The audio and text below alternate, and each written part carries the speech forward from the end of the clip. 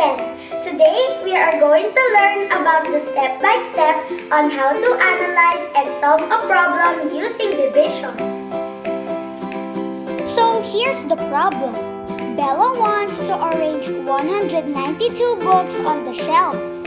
Around how many books will be there in each shelf if there are 8 shelves? How to solve a problem? First, you need to understand and analyze the problem. Second, take down the given numbers. The given numbers on the problem are 192 and 8. Third, identify the problem.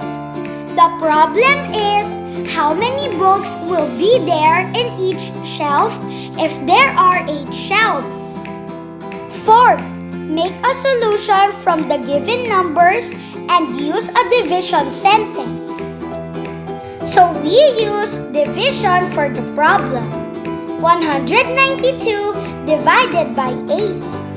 Since 1 can't be divided into 8, we are going to divide 19 to 8. 19 divided by 8 is equal to 2. Next step is to multiply. We multiply 2 and 8. 2 times 8 is equal to 16. Next, we subtract. Subtract 19 and 16. 19 minus 16. What's our answer? You're correct. It's 3. Oh, don't forget to bring down. What number are we going to bring down? 2. The answer is 32. Let's repeat DMSB. Let's divide 32 and 8. 32 divided by 8 equals to 4. 4 times 8 is equal to 32.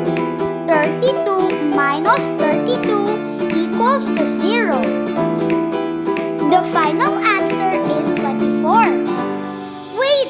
Don't forget to put the label. 24 books are there in each shelf. Always remember DMSB when using a division sentence. DMSB